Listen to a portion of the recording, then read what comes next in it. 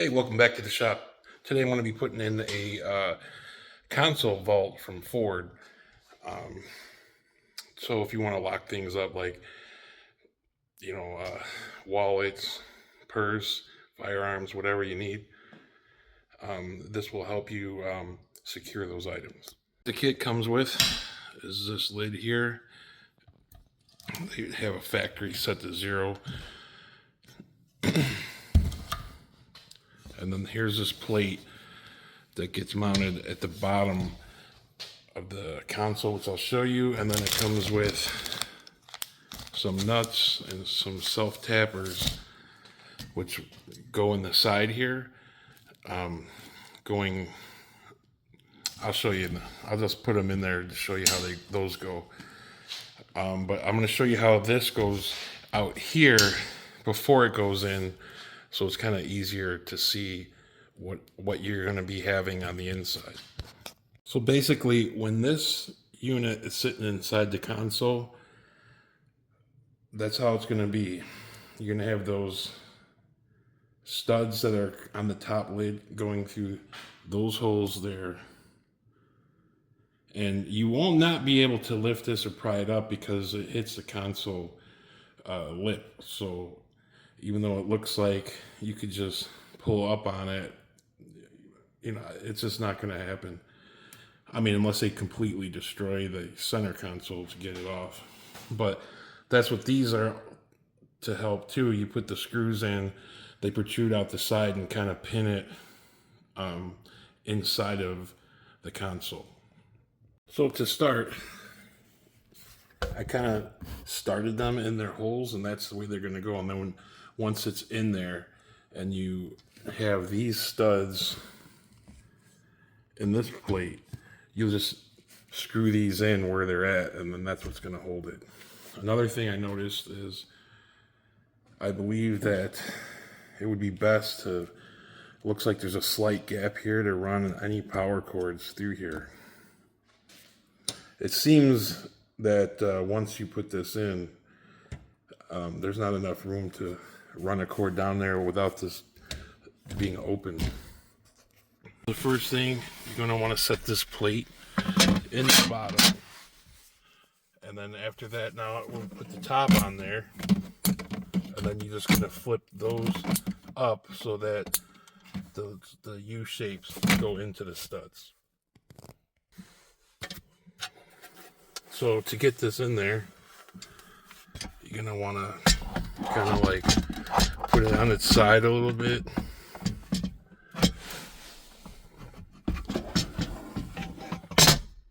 And then it goes like that. Now this is where I'm going to run, there's a slight gap there, I'll show you in a second, that wire to.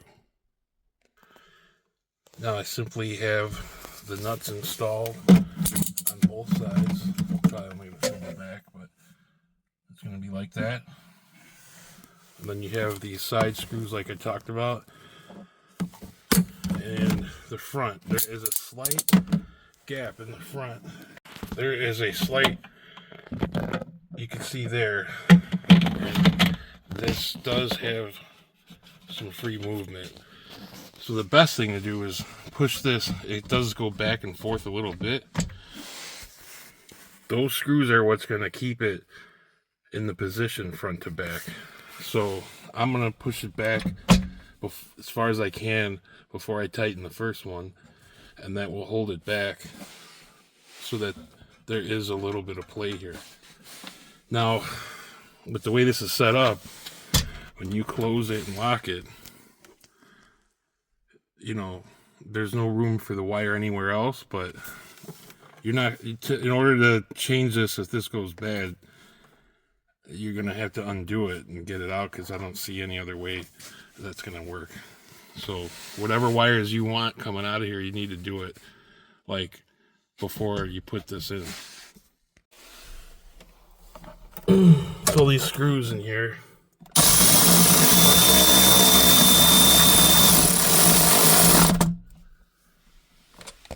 so now those side self-tapping, they're 11 or 7/16. Those are tight, so now it will not move front to back at all. So the nuts inside, those are 13. But that's it. That's all there is to it. Now the question is, does this tray fit in there?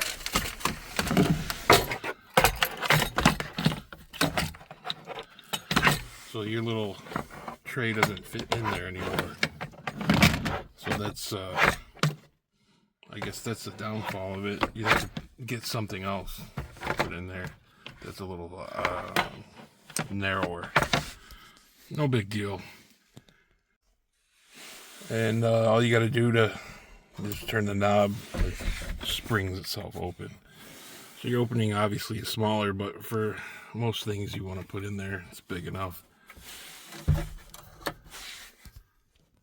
So to set the combination, there's a little hole in the end here, and the original code is all zeros, and just for this I put 3032 just for a test. So when you have it on all zeros, you have to turn it to the open position. You put a pin, you could use even a thumbtack, press it in there, set your numbers, and then pull the thumbtack out, and then that's the number that will stay. Just make sure it locks in and that you can turn it. There you have it. That's all there is to it. It took me about 15 minutes, maybe 20 tops, with doing this video and taking it out of the box. Basic tools, like I said, 7/16 or 11 millimeter for the side self tappers, and 13 millimeter for the nuts that hold it to the bracket that drops inside. And then, like I said, it takes just a minute to set your own code for that lock. Just make sure that it's locked in before you turn it, and the numbers are what you want so you don't mess that up. But yeah, hope you like what you see. Please like and subscribe, and there is definitely more to come.